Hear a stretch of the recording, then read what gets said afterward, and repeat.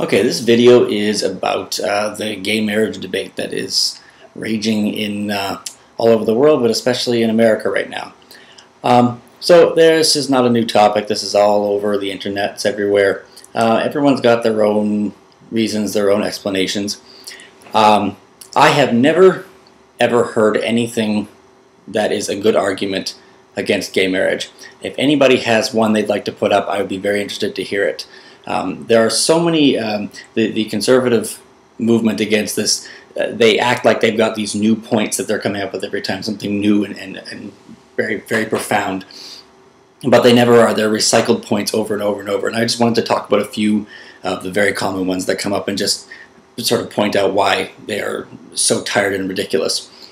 The one that is so common is people keep talking about that if gay marriage is allowed, that it will interfere with people's freedom of religion. And again, this really speaks to the presumptuousness of the American population especially. People forget there are religions out there, many religions, many Christian denominations mainly, that believe that it is part of their job, it is their duty and their place as a Christian to recognize gay marriage.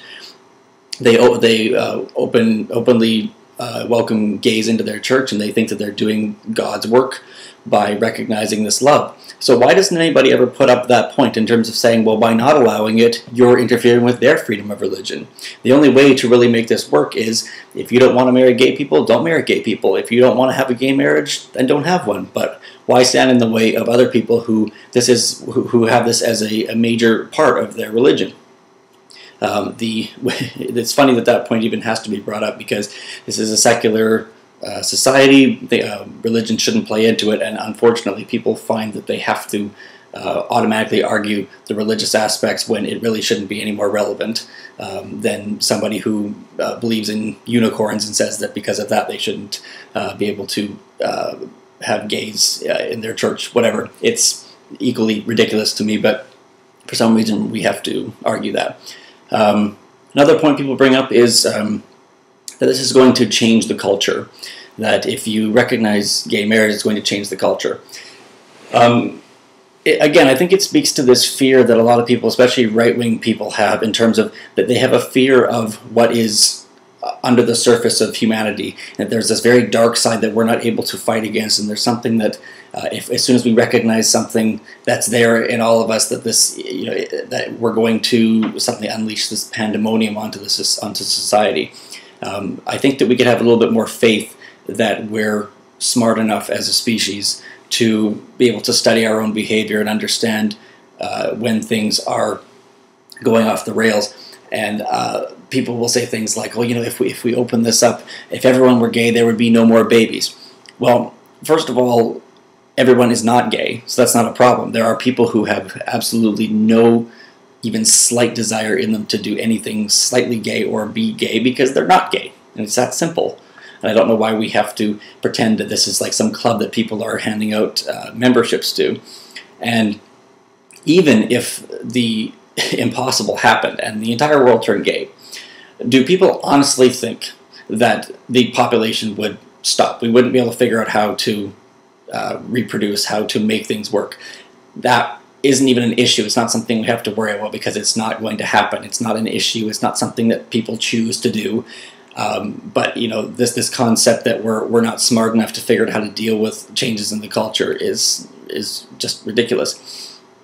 And then people will say things like, oh, well, it's a slippery slope. And again, this attests to the whole fear of humanity in general. It's a slippery slope. And then what happens if I want to marry my dog? What happens if I want to marry my horse?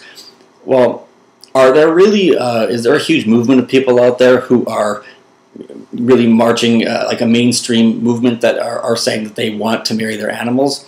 Can animals enter into legal agreements? Can animals reciprocate love that way? No. And again, this is really contemptuous of our culture and our society to say that we would actually equate that. People like Rick Santorum love to equate anything, gay love with, I think he said dog on man love or man on dog love or whatever. It's a very stupid comparison, and it's something that is thrown up there all the time as if it's a new point, and it's most certainly not. there are so many points that are brought up. I could argue all of them, but I think one of the most frustrating points about this argument is the hypocrisy by the people that tend to speak out against this, against gay rights. If you look at these people who are always very pro-family, family rights and old-fashioned values, they're always the ones who are caught basically going against everything that they preach about. I was thinking about some off the top of my head, and I wrote them down here. John Polk, who was the Focus on the Family, Homosexuality, and Gender department head, who was in charge of converting people back to straight, caught in a gay bar years afterwards, and then ended up resigning, I think, in 2003 of his own accord, apparently. But again, someone who's telling people, oh, you can change and you can be right and straight in the way that God intended, and then completely doing the opposite behind everybody's back. Ted Haggard, I'm sure everybody's heard about him. Larry Craig, John Ensing, Mark Sanford, two people who it wasn't gay issues, but again, people who were speaking out against Bill Clinton about how when he had this affair with Monica Lewinsky that he should be resigning because it's against the family values. All these people who speak as if they're pure as can be are always the ones who are caught doing the exact opposite of what they preach.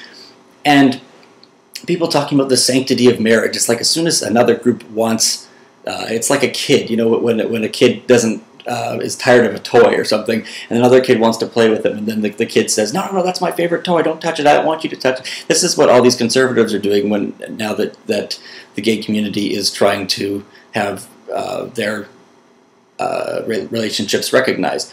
And you look at some of the most common conservative opponents, and you think about, they talk about the sanctity of marriage. Glenn Beck, he's had two wives. Michael Savage, one of the most despicable human beings out there, who's very, terribly anti-gay, two wives. Newt Gingrich, three wives. Rudy Giuliani, three wives. Rush Limbaugh, third wife. Even somebody like John McCain, who's not a terrible person, who's a pretty sort of soft conservative, two wives. And I just would like to ask them which one of their marriages was the sacred one, which is the one that is ordained by God and that is the most important thing in the world. Which one?